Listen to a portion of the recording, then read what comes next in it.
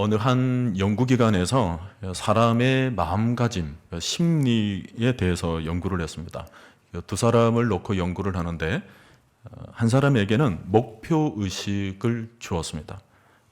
그러니까 이 일을 왜 해야 하는지, 이 일을 하고 난 뒤에 어떤 결과가 있는지 이런 것들을 정확하게 알려주었고, 또 한 사람에게는 그런 목표 의식이 전혀 없이 그냥 일만 하도록 지시를 했습니다. 그랬더니 목표 의식을 가지고 일한 사람이 약 170%에 해당되는 일의 능률을 보이는 결과가 나왔다는 거예요. 비슷한 연구가 미국 위스콘신 대학에서 나무 벌목꾼들을 대상으로 실시한 적이 있습니다. 한 부류에는 벌목하는 이유, 나무를 왜 베이는지, 또 그것을 어떻게 쓰이게 되는지에 대해서 그 목표와 이유들을 제시해 주었습니다. 그랬더니 전혀 영문도 모르고 일만 했던 사람들보다 능률이 약 130% 상승하더라는 것입니다. 이런 연구 결과들이 말해주고 있는 것이 뭐냐면, 목표 의식이 있는가, 이것이 우리 인생의 결과에 있어서 너무 중요하게 작용하더라는 것입니다. 미국 하버드 대학은 참 세계적인 대학 아닙니까? 놀라운 것은 이 하버드 대학의 전체 6% 정도 해당되는 학생 수가 모두 한국 학생이 간다는 거예요. 그러니까 한국인이 하버드 대학이 약 6% 정도 차지하고 있다는 거예요. 정말 대단하고 감사한 일이죠. 자랑스러운 일입니다. 그런데 안타까운 것은 그렇게 들어간 우리 학생들이 1, 2년 상간에 근 19은 다 낙제를 하더라는 것입니다. 이상하다. 한국 학생들이 이렇게 많이 들어왔는데 왜 그렇게 학생들이 낙제를 할까? 이리저리 알아보고 조사를 해봤더니 그 이유가 그들에게 대학이 들어오고 난 뒤에 목표 의식이 사라지더라는 것입니다. 머리는 좋아요. 우리나라 학생들이 하버드 대학에 들어온 학생들 중에 유대인 다음으로 머리가 좋다라는 겁니다. 그런데 그렇게 머리도 좋은 학생들이 왜 낙제를 하느냐? 대학에 딱 들어오고 난 뒤에 그 이유로는 내가 이 대학에 왜 들어왔는지, 그리고 이 대학을 졸업해서 뭘 할 것인지에 대한 목표 의식이 사라지게 돼버리니까 이 공부할 의욕이 생기지 않더라는 거죠. 뭐 이런 현상이 하버드 대학에서만 그럴까요? 한국에서도 부모들은 자녀들을 키울 때 딱 대학까지만 바라봅니다. 어떤 일이 있어도 좋은 대학 가라는 거예요. 대학만 가면 그 다음은 다 괜찮아질 거라는 거예요. 심지어 좋은 대학만 가면 조금 타락해도 괜찮고 조금 낙오되어도 괜찮다. 일단 대학만 가면 그 다음은 무장해제입니다. 그러다 보니까 우리 아이들이 대학에 들어가고 난 뒤에 허무해지고 허탈해지고, 그래서 인생에 방황하는 경우가 너무 많이 생깁니다. 장기적인 목표가 없다 보니까 아이들이 대학에 들어가서 모조리 탈선하게 되고, 앞으로 어떻게 살아야 할지를 몰라서 고등학교 때 하지 않던 그 사춘기 방황을 대학 가서 하더라는 것입니다. 모두가 목표의 부재, 목표의 상실에서부터 비롯된 일입니다. 여러분, 이런 현상이 우리 신앙생활에서 나타나면 어떻게 될까요? 많은 사람들이 신앙생활에서 목표가 뭐냐 물어보면 대부분 구원을 받는 것이다 대답을 합니다. 그렇다면 구원 받는다라는 것은 어떤 의미가 있느냐라고 물어보면 그냥 뭐 교회 다니는 것, 주일 잘 지키는 것, 그런 정도로 말을 해요. 그래서 누군가를 전도해서 이제 겨우겨우 교회 다니기 시작하면 그때부터는 끝입니다. 이제 무장해제예요. 믿지 않던 남편 억지로 겨우 힘들게 전도를 해서 교회 다니기 시작하면 그때부터 안심입니다. 그 뒤로는 뭐 남편이 어떻게 하든지 다 괜찮다라는 거예요. 대학으로 비유하자면 입학은 했는데 그 다음 내가 무엇을 공부를 해야 될지, 내가 어떤 사람이 되어야 할지, 또 내가 어떤 꿈을 이루어야 할지, 그 다음 단계에 대해서는 더 이상 생각하지를 않는 겁니다. 오늘날 많은 그리스도인들에게서 발견할 수 있는 문제 중에 하나가 뭐냐면, 구원을 받았지만 구원 그 이후의 삶에 대해서는 그렇게 많은 관심을 가지지 않는다라는 것입니다. 이스라엘 백성들이 출애굽하고 난 뒤에 자주자주 보였던 모습이 뭐였냐면 목표의 부재였습니다. 그들의 관심은 어떻게 하든지 하루빨리 가나안 땅에 들어가는 거예요. 지긋지긋한 광야 생활 싫다라는 거예요. 그들이 왜 광야를 지금 걷고 있는지, 또 그들이 가야 할 가나안 땅에서는 그들이 어떤 백성으로 살아야 하는지에 대해서는 그들은 관심이 없었어요. 그냥 어떻게든지 이 삶을 빨리 벗어나고 싶다. 그리고 그 과정에 있어서도 뭐 누구라도 빵만 주면, 누구라도 고기만 주면 그 사람 따라가겠다. 그 목표가 흔들리기 때문에 그 모든 과정들이 다 흔들려 버리는 거예요. 여러분, 다윗이 언제 범죄를 저질렀습니까? 목표를 잃어버렸을 때였습니다. 몇 번의 전쟁에서 승리를 하고 나니까 다윗이 그게 전부인 줄 알았어요. 이제 나라도 제법 평안해지고 더 넓힐 땅이 없다 생각되어지니까 이제 그 평안만 잘 지키면 된다라고 생각을 한 거예요. 그래서 외세의 침입에 그냥 수동적으로 대응하는 수준으로 나가죠. 부하들만 보내고 자기는 나가지를 않습니다. 겨우 외세의 침입만 막으면 된다라는 수준으로 생각이기 때문에 하나님께서 말씀하신 그 하나님 나라, 다윗을 통하여서 세워지게 될 그 하나님 나라의 견관성에 대한 그 의미를 잊어버린 거예요. 그저 주어진 그런 삶, 평안만 잘 지키면 된다라고 생각한 그런 수준. 그러니까 그저 남의 여인만 바라보는 엉뚱한 죄악을 저지르고 말았던 것입니다. 여러분, 예수 믿는 것은 쉽습니다. 입술로 고백하고 마음으로 주를 받아들이면 되죠. 그러나 구원을 이루어가는 과정은 철로 역정입니다. 힘든 여정이에요. 왜인 줄 아십니까? 우리가 받아 누리게 될 영광이 너무나도 크기 때문입니다. 우리가 얻게 될 면류관이 어마어마하기 때문에 그래요. 그것을 얻기 위해서는 이 땅에서는 잠시 훈련도 받아야 되고 잠시 연단도 받아야 되고 그에 합당한 대가도 치르고 해야 되는 것입니다. 히브리서 11장은 믿음장이라고 말을 하죠. 수많은 믿음의 대가들의 기록이 나와 있습니다. 근데 그 히브리서 11장을 통해서 정말 핵심적으로 하고 싶은 말씀이 뭐냐면 히브리서 11장 6절 말씀입니다. 믿음이 없이는 하나님을 기쁘시게 하지 못하나니 하나님께 나아가는 자는 반드시 그가 계신 것과 또한 그가 자기를 찾는 자들에게 상 주시는 이심을 믿어야 할지니라. 히브리서는 믿음을 얘기를 하는데 믿음을 위한 구원에 대한 얘기는 그렇게 많은 말씀을 하지를 않아요. 대신은 믿음으로 구원 이후의 삶을 얘기를 합니다. 너희가 믿음으로 구원을 얻었느냐? 그러고 난 뒤에 하나님을 기쁘시게 하기 위해서는 이러이러한 믿음을 가져야 된다라고 말씀을 하고 있는 거죠. 하나님께 나아가는 자는 반드시 그가 계신 것과 또한 그가 자기를 찾는 자들에게 상 주시는 이심을 믿어야 할지니라. 오늘 여러분, 하나님이 계신 것을 믿으시길 바랍니다. 지금 이 성전에도 주께서 온 영광 가운데 우리와 함께 거하고 계시는 것입니다. 뿐만 아니라 그 살아계신 하나님께서 우리에게 상 주시는 분이라는 것을 여러분 반드시 믿을 수 있기를 바랍니다. 사도 바울은 하나님을 향한 믿음이 전혀 없었을 때에는 정말 형편없는 인생이었습니다. 그저 사람을 잡아다가 옥에 가두면서 그것 가지고 밥 벌어먹는 인생이었어요. 남이 뭐라 하든지 말든지. 직장으로 따지면 좀 괜찮은 직장 하나 얻어서 그냥 먹고 살고 지내는 그런 사람이었어요. 근데 어느 날 다메섹 도상에서 주님을 만납니다. 그러면서 자기가 가졌던 생각들이 하나둘씩 비늘처럼 다 벗겨졌어요. 예수를 만나는 순간 모든 옛 생활, 옛 과거의 삶들이 다 배설물처럼 여겨졌고 그리스도를 아는 지식의 가장 고상한 것임을 그는 깊이 깨달았습니다. 그래서 모든 삶의 방향, 궤도를 다 수정해버려요. 표대를 향하여 그리스도 예수 안에서 하나님이 위에서 부르신 부름의 상을 위하여 쫓아가노라. 우리 중에 상 받기를 싫어하시는 분이 있으십니까? 나는 그런 거 안 줘도 예수 잘 믿어. 그렇게 말하던 분들도 막상 상 준다고 한다면 싫어하지는 않을 겁니다. 여러분 믿으세요. 하나님께 나아가는 자는 반드시 그가 계신 것과 또한 그가 자기를 찾는 자들에게 상 주시는 이심을 믿어야 할지니라. 여러분 신앙생활을 하면서 목표가 있는 사람과 그렇지 않는 사람은 눈빛부터 다릅니다. 찬송을 불러도 그냥 안 불러요.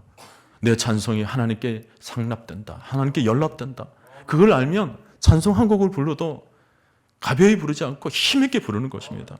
내 찬송이 하나님께 상달되도록 목표가 있는 사람은 그렇게 힘이 있는 것입니다. 왜요?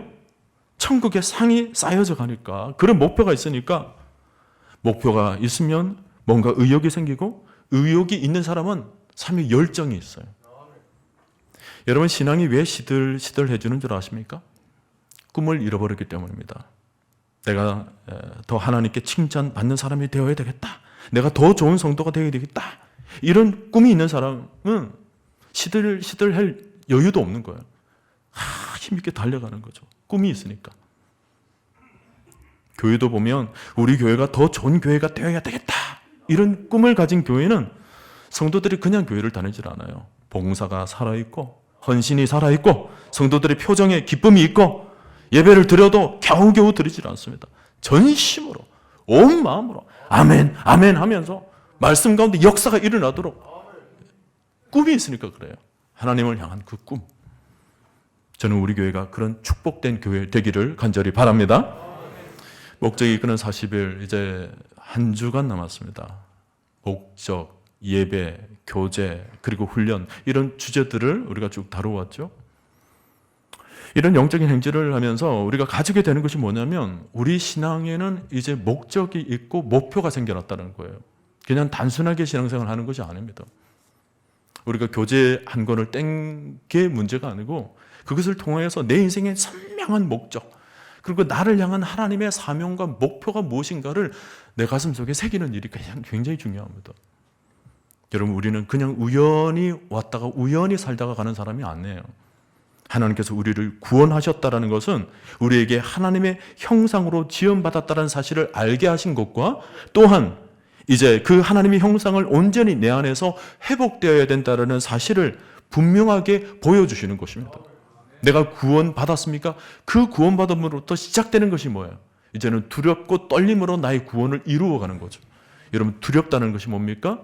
옛날 나의 옛 생활, 옛 본성들을 다 벗어버리는 일은 조금은 두려운 일이에요.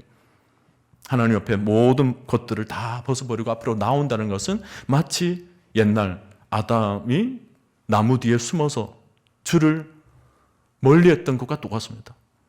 그러나 구원을 받았다는 것은 이제는 그 모든 삶에서 밖으로 나오는 거예요. 하나님 앞으로 나오는 것입니다.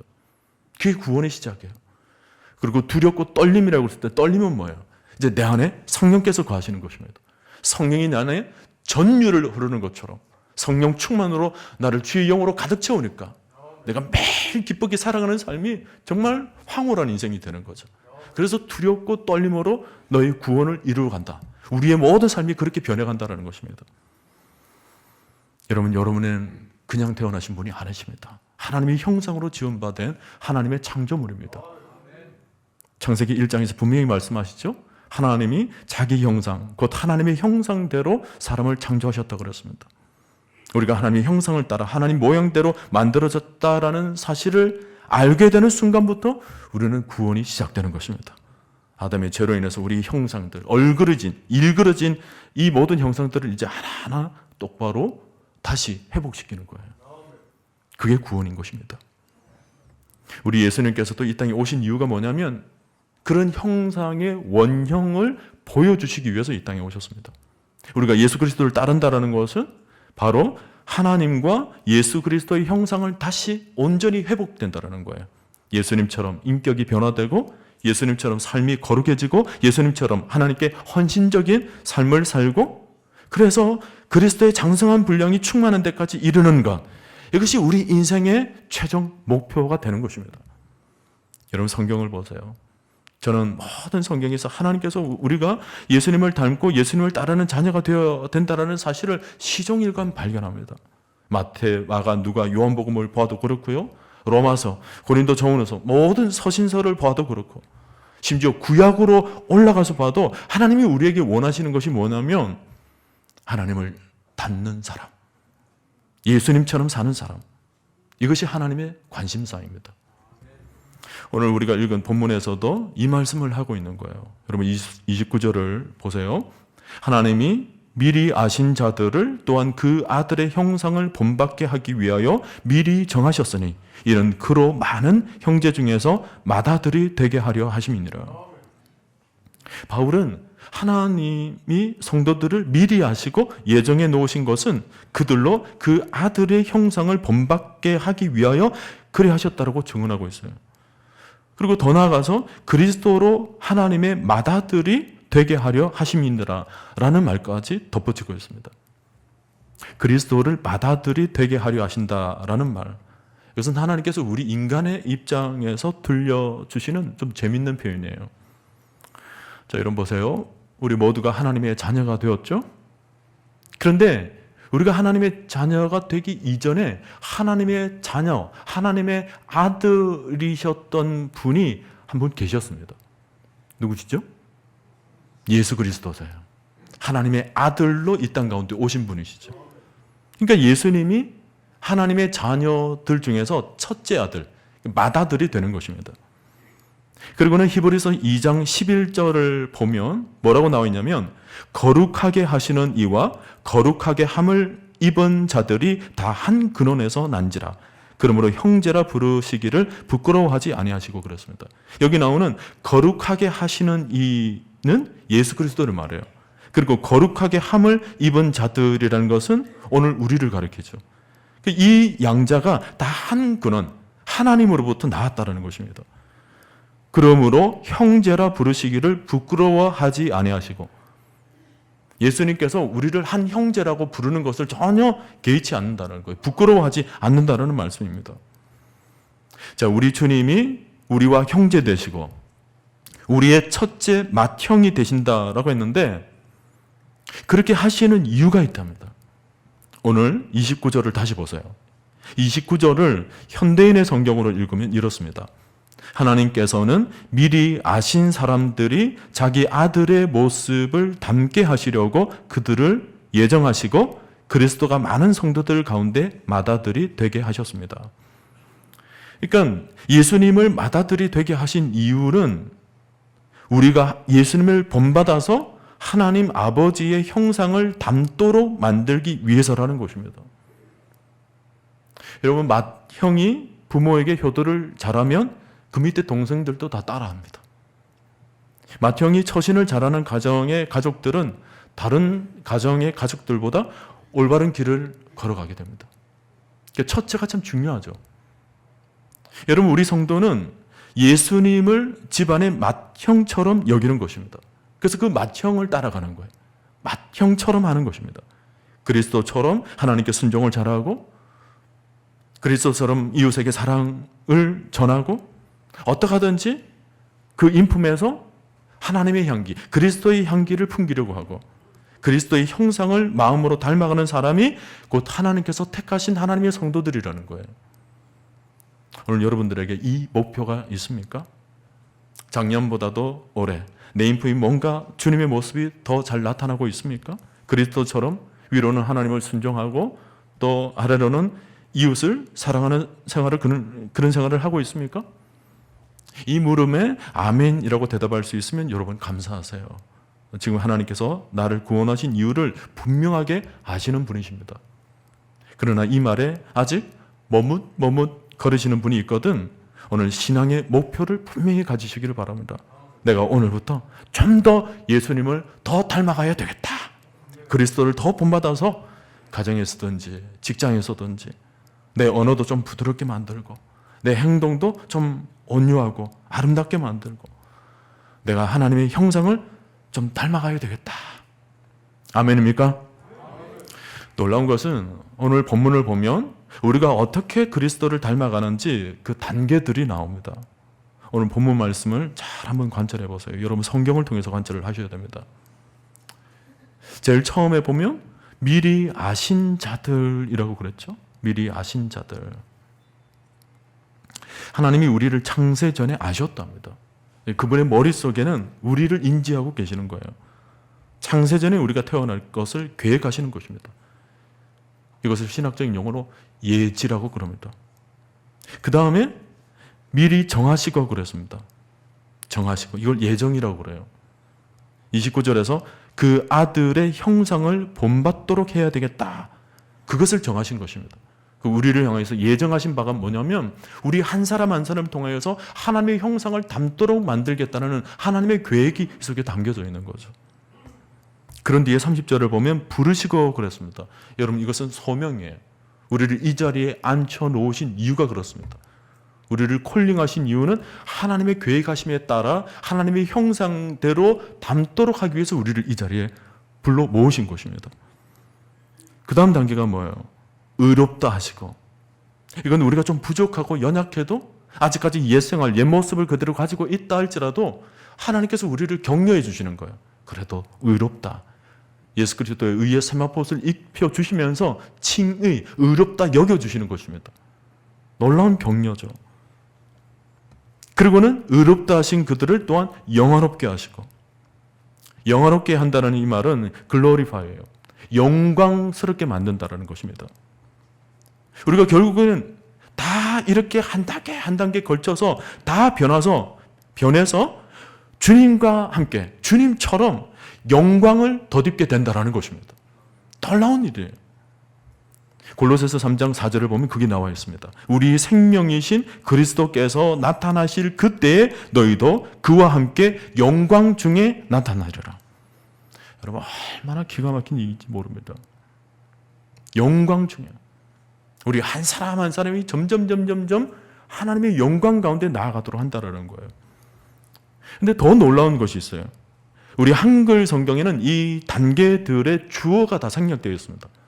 왜냐하면 똑같이 반복되고 있으니까 주어를 생략했는데 헬라어 원문을 보면 하나님이라는 주어가 다 달려져 있습니다. 그러니까 이 본문을 다시 읽으면 하나님이 미리 아셨고, 하나님이 미리 정하셨고, 하나님이 미리 정하신 그들을 하나님이 부르셨고, 하나님이 부르신 그들을 하나님이 의롭다 하셨고, 하나님이 의롭다 하신 그들을 또한 하나님이 영화롭게 하셨느니라. 하나님이 이렇게 계속 달라붙어 있어요. 이게 무슨 의미냐면 바로 우리를 구원하기를 시작하신 하나님께서 모든 단계들마다 하나님이 직접 개입하신다는 거예요. 하나님이 다 단계들을 이끌어 가신다는 것입니다. 마지막 순간까지, 처음부터 마지막까지, 알파와 오메가까지 우리 하나님께서 전인격적으로 우리를 붙잡으시고 우리를 놓지 아니하시고 그 영광에 다다를 때까지 우리를 온전히 인도하신다는 것입니다. 아마 여러분들 중에는 서로 자신의 연약한, 부족한 모습 때문에 실망스러운 분들이 없잖아 계실 겁니다. 내가 지금 내 모습이 예수 믿는 사람의 모습이 맞나? 지금 내가 예수님을 닮아가고 있는 것이 맞나? 내 신앙이 오히려 점점 시들어져 가고 있는 것은 아닌가? 이렇게 생각하시는 분 있으시죠? 흔들리지 마시기를 바랍니다. 하나님이 여러분들을 꽉 붙잡고 계심을 믿으시기를 바랍니다. 하나님이 여러분을 부르셨고 하나님이 여러분을 끝까지 성화되어 가고 영화되어 가도록 반드시 이끌어 가실 것입니다. 그러니 여러분 자신을 포기하지 마십시오. 하나님 반드시 여러분의 영혼을 책임지실 것입니다. 하나님이 어떤 방법을 동원해서라도 하나님이 함께 하실 것임을 여러분 반드시 믿으시기를 축원합니다. 오늘 너무 중요한 말씀을 다루고 있어요. 하나님이 미리 아시고, 하나님 미리 정하시고, 하나님이 우리를 부르시고, 하나님이 우리를 의롭다 하시고, 그런 뒤에 최종적으로 하나님이 우리를 영화롭게 하신다. 내용이 어려울 수도 있겠지만 오늘 여러분 이런 말씀을 보면서 딱 한 가지만 기억하세요. 우리가 여러 단계를 거쳐서 지금 점점 예수님을 닮아가고 있다는 것입니다. 여러분 지금 여러분 안에는 예수 그리스도의 생명이 있습니다. 믿습니까 여러분? 예수 그리스도의 생명이 있어요. 구원의 씨앗이 우리 심령 가운데 뿌려졌어요. 칼빈은 그것을 거룩한 씨앗이라고 그랬어요. 우리 가운데 그 씨앗이 있는데 여러분 생명은 멈추는 것이 아닙니다. 생명은 자라나는 거예요. 갓난 어린아이 수준에서 점점 청년의 수준으로, 청년에서 장년으로 점점 성숙되어서 자라가는 것입니다. 고린도후서 3장 18절 말씀이 뭐라고 말씀하냐면 우리가 그와 같은 형상으로 변화하여 영광에서 영광에 이르니 곧 주의 영으로 말미암음이니라. 여러분 이 말씀을 자세히 관찰하세요. 영광에서 영광에 이른다라고 그랬습니다. 창세전에 우리를 부르실 때 그분의 영광 가운데 부르셨어요. 그리고 우리를 구원하시고 우리를 택해서 부르실 때 그 부르신 그리스도께서 영광 가운데 이 땅에 오셨어요. 여러분 잘 아시죠? 하늘에는 영광이요 땅에서는 기뻐하심을 입은 사람들 중에 평화로다. 그분이 영광 가운데 우리를 부르셨어요. 그리고는 영광에서 영광으로 해요. 우리가 지금 걸어가고 있는 여정의 종착점이 뭐냐면 영광의 땅이에요. 영광을 누릴. 영광에서 영광이라는 말은 우리가 지금 타고 가고 있는 이 열차가 영광의 열차라는 거예요. 영광을 받아 누리기 위해서 그 영광을 향해서 나아가고 있는 거예요. 그리고 이거 얼마나 놀라운 일인지 모릅니다. 여러분 이 영광스러운 열차를 타고 가면서 우리가 표정이 어두울 수 있겠습니까? 여러분 관광 열차를 타고 가면 관광 열차에 타고 있는 사람들이 어떻게 가요? 난리가 나요. 사진 찍고 막 기뻐하고 즐거워하고 춤추고 막 그러면서 열차 속에 막 그냥 기뻐하며 가는 거죠. 그 열차를 타고 가면서 우울해져 가지고 울면서 가는 사람이 있습니까? 안 해요. 지금 우리가 타고 가는 열차가 바로 그런 열차인 것입니다. 영광에서 영광으로 지금 날려가고 있는 너무나도 황홀한 열차를 타고 가고 있는 거예요. 그러니 여러분 이런 열차를 타고 가면서 우리 표정은 어때야 돼요? 기뻐해야 되죠. 감사해야 되죠. 하나님 앞에 영광을 돌리며 찬송하며 우리도 노래하며 주님 앞에 춤추며 나아가야 되죠. 아멘입니까 여러분? 기쁨 가운데 가는 거예요. 기쁨 가운데 영광에서 영광으로. 더 놀라운 것은 뭐예요? 영광에서 영광이 이르니 곧 주의 영으로 말미암음이니라 그랬습니다. 이 영광에서 영광으로 나아가는 모든 길의 동력이 뭐냐면 우리의 의지가 아니래요. 우리의 노력이 아니랍니다. 주의 영으로 말미암음이니라. 성령께서 우리 안에 거하고 계시고 성령께서 이 모든 열차를 주관하고 계신다는 거예요. 우리를 온전히 이끌어 가신다는 것입니다. 할렐루야. 그러니까 그런 사람이에요. 여러분 자신을 시시하게 보지 마십시오. 여러분 자신을 시시하게 보는 순간 여러분은 시시하게 살아가게 될 것입니다. 비록 겉사람은 후패해져서 몸도 약해지고 없던 병도 생겨나고 마음까지 약해지시는 분 있으시죠? 여러분 겉사람이 중요한 것이 아닙니다. 겉사람의 성장판은 지금 닫혀져 있는지도 모르겠지만 여러분 영혼의 성장판은 지속적으로 왕성하게 세포 분열을 하고 있는 줄 믿으시기를 바랍니다. 계속 분열해 나가는 열정 가운데 분열해 나가는 거죠. 중요한 것은 우리 영혼이에요. 후패해져가는 겉사람에 여러분 매몰되지 마십시오. 지금 우리 영혼이 우리의 속사람이 영광에서 영광으로 변해간다. 계속 변해간다. 여러분 이것이 우리가 지금 걸어가고 있는 신앙의 여정인 것입니다. 여러분 인생을 지금 눈에 보이는 이 겉 상황만 보지 마시고 크게 보고 길게 보십시오. 이 땅에서 그냥 잠깐 하늘을 쳐다보면 뭐 비행기가 지나가는데 저 비행기가 어디서부터 왔고 어디까지 가는지 잘 모를 때가 있죠. 그러나 지구 밖의 시야에서 우주적 관점에서 비행기를 바라보면 딱 거기서 거기까지 가는 게 딱 정확하게 보여요. 출발점과 정착점이 보이죠. 마찬가지로 우리 삶에 일어나는 모든 여정들에 대해서 지금 우리가 가지고 있는 시야 그리고 우리가 가지고 있는 이 짧은 안목으로 지금 현실을 바라보게 되면 너무 인생이 해석이 안 되고 좁아요. 어떻게 이렇게 흘러가나 내 인생이 왜 이랬나 그렇게밖에 생각이 안 들죠. 그러나 여러분 시야를 넓히십시오. 하나님께서 우주를 지으셨습니다. 여러분들이 우주론적 관점에서 여러분이 인생을 딱 바라보게 되면 여러분의 인생에 있어서 그 어떤 일이 일어난다 할지라도 절대 흔들리지가 않아요. 잠시 종착점에 다다랐다가 다시 출발하는 그런 여정일 뿐인 거죠. 멈출 수가 없어요. 시련이 옵니까? 고난이 옵니까? 그런 것들이 우리를 멈추게 할 수가 없어요. 시험이 온다 하더라도 그 시험은 우리의 믿음을 잠시 테스트할 뿐이에요. 여러분 형성평가라는 게 있죠? 내가 부족한 점을 좀 점검하는 겁니다. 이런 부분을 내가 조금 필요해서 하나님께서 점검하실 때 내가 이런 부분에서 좀 연약하구나. 물질에 대해서 시험이 옵니다. 그럼 내가 물질에 대해서 좀 연약한 부분이 있구나. 내가 관계에서 시험이 옵니까? 내가 관계적 측면에서 좀 부족한 부분이 있구나. 여러분 그 부분을 그냥 강화만 하면 돼요. 강화. 고난이 옵니까? 고난 속에서 우리가 배우는 것이 뭐예요? 내 인생에 있어서 하나님이 도와주시지 않으면 안 되는구나. 우리가 그것을 배우는 겁니다. 하나님의 절대 의지, 절대 신앙을 우리가 그런 삶 속에서 배워나가는 거예요. 이런 모든 여정들 속에 결국 우리는 그런 외형적 환경에 우리가 매몰될 필요가 없고, 우리가 바라봐야 될 것은 영광에서 영광으로 이르는 그 나라, 그 영광을 여러분 바라보는 거예요. 여러분 본문 바로 앞절에 로마서 8장 28절 말씀이 있죠?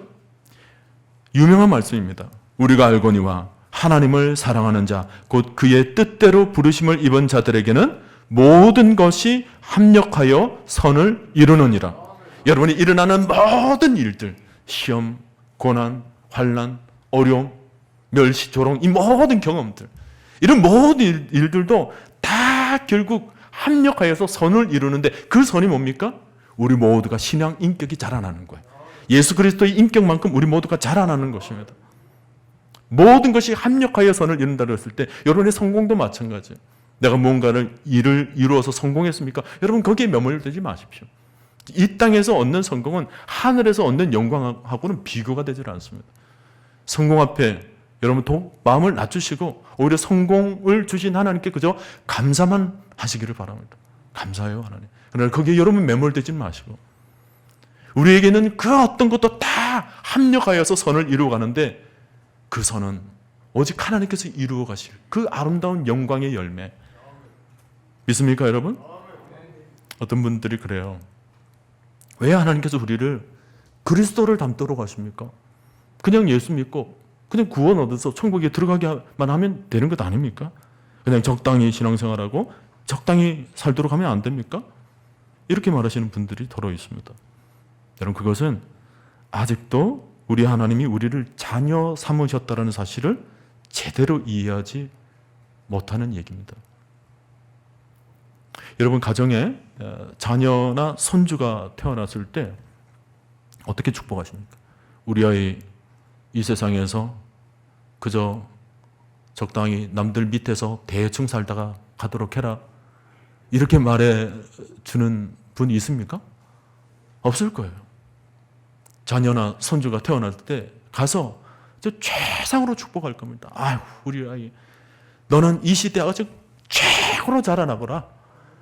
이 시대 속에서 그냥 최고로 으뜸이 되어라. 내 부족한 거는 하나도 담지 말고 좋은 것만 닮아서 이 시대 속에서 한번 대단한 인물이 되거라. 이렇게 축복하지 않습니까? 자녀가 태어나도 손주가 태어나도 그렇게 축복할 거예요. 여러분 그게 부모 마음이죠. 부모 마음이 한 아이가 태어났을 때 모든 축복을 다 해주고 싶은 마음.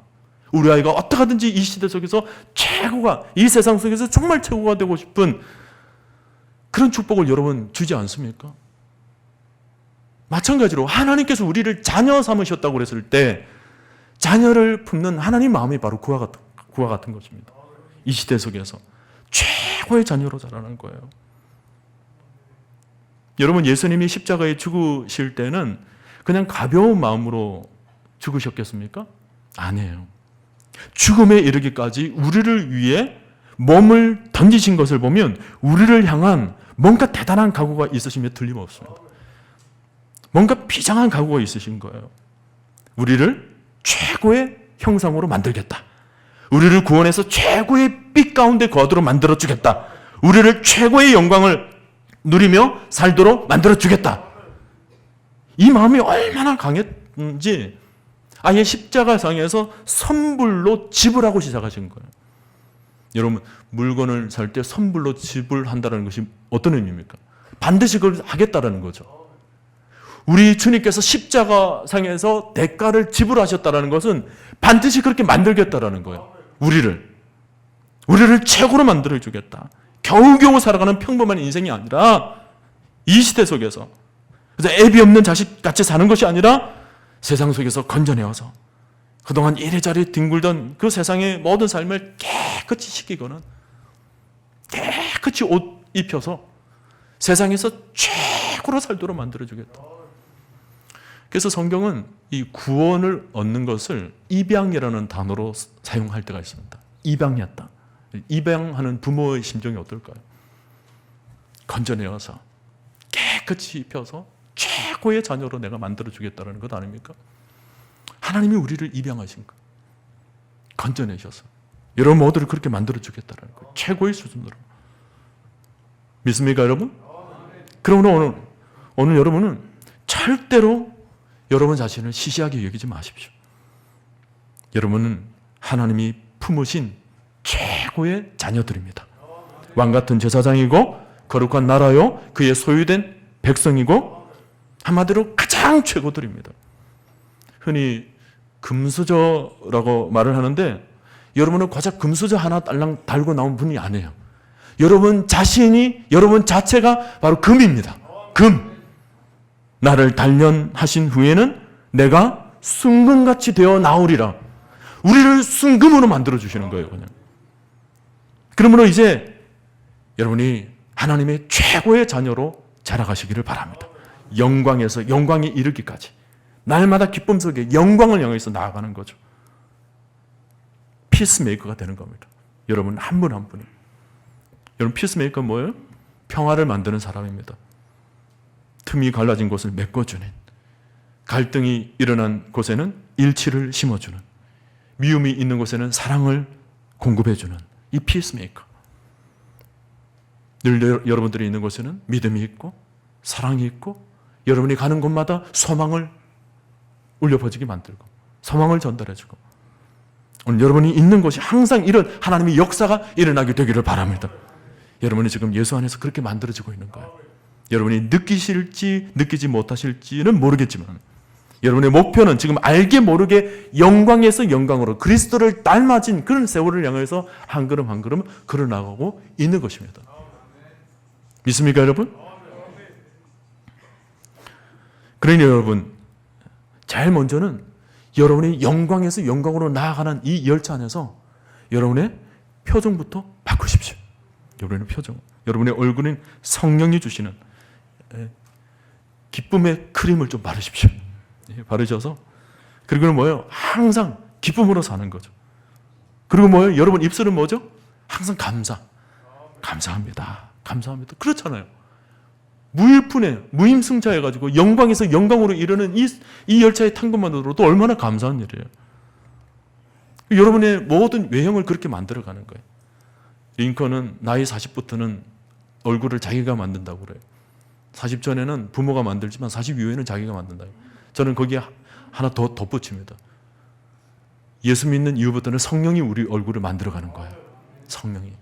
여러분 얼굴 표정부터 달라지는 거예요. 예수 안에서 모든 염려를 다 주께 맡겨버렸어요. 오늘 이 성전에 올 때 어떤 염려가 있었습니까? 염려를 다 주께 맡기라. 맡기십시오. 맡기고 여러분은 성령으로 가득 채워서 기쁨을 가득 담아 이 성전을 나가시기를 바랍니다. 한번 해보세요. 지금 최상의 미소를 한번 만들어 보세요. 네? 최상의 미소. 그리고는 옆에 분에게 인사를 나누겠습니다. 저의 예쁜 미소를 담아 축복합니다. 서로 인사를 한번 나누십시오.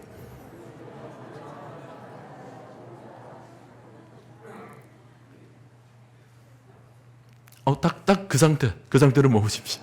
표정 바꾸지 마시고. 웃음. 여러분, 정상이 높을수록 우리의 삶은 달라집니다. 우리가 그냥 민둥상 하나 겨우 올라간다 생각하면 우리 준비할 것도 없어요. 마음에 각오할 것도 없습니다. 그냥 적당히 슬리퍼 신고 체육복 바람으로 그냥 올라가면 돼요. 그리고는 그 민둥산에서 뭐 그다지 외칠 거는 없을 겁니다. 내려갈 일만 남았죠. 그러나 우리의 정상이 K2봉이라면, 높은 정상을 우리가 꿈꾸고 있다면 우리는 마음가짐부터 다를 겁니다. 내가 뭔가 높은 산을 오르겠다라는 마음을 가진 사람은 장비부터 달라요. 그리고 그 산을 오르기 위해서 일부러 내가 선택해서 훈련을 할 겁니다. 근육도 키우고 지구력도 기르고 뭔가 견뎌내는 인내력도 기르고 막 훈련할 거예요. 그리고 실전을 오르면서 그 K2봉의 영광만 생각하는 거예요. 천천히 달려가는 거죠. 여러분, 우리는 지금 영적인 K2봉을 오르고 있습니다. 낮은 산이 아니에요. 예수 그리스도를 닮기라는 그 높은 K2봉을 우리가 올라가는데 적당히 올라가서 되겠습니까? 여러분들에게 있는 어떤 어려움들, 어떤 환경, 상황들은 나를 다 연단시키고 단련시키는 내 영적인 근력을 키우기 위한 하나의 환경들이에요. 연습 세트장이에요. 그래서 열심히 여러분 근력을 기르십시오. 그리고는 여러분이 한 걸음 한 걸음 날마다 전진해 나가는 거죠. 아마 여러분들의 속도는 저마다 차이가 있을 겁니다. 어떤 분들은 열정 가운데 속도가 빠르신 분이 있을 거예요. 근데 어떤 분들은 속도가 조금 느리신 분이 있어요. 속도는 상관없어요. 천천히 가시든 빠르게 가시든 좋습니다. 하나님께서 주신 우리의 기질이니까. 그러나 중요한 것은 멈춰 있지는 마십시오. 어제보다는 오늘 분명히 뭔가 하나가 달라져 있기를 바랍니다. 한 달 전보다 지금이 뭔가 달라져 있기를 바랍니다. 1년 전보다 지금이 뭔가 달라져 있기를 바랍니다. 내가 예수 믿는 그 순간과 비교해서 지금이 뭔가 달라져 있기를 바랍니다. 한 걸음 한 걸음 전진해 나갈 수 있기를 바랍니다. 그래서 종국은 뭐예요?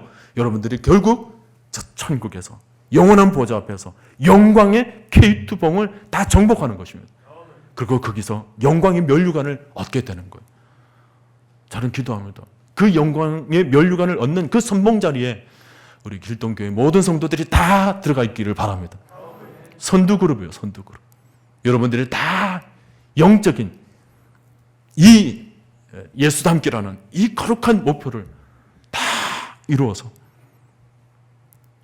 날마다 그리스도의 장성한 분량이 일으켜가지고 충만한 나아가는 그 영광으로 지금 이 땅에서도 영광 가운데 사시고 저 천국에서도 영광을 누리는 모든 성도님 될 수 있기를 간절히 축원합니다.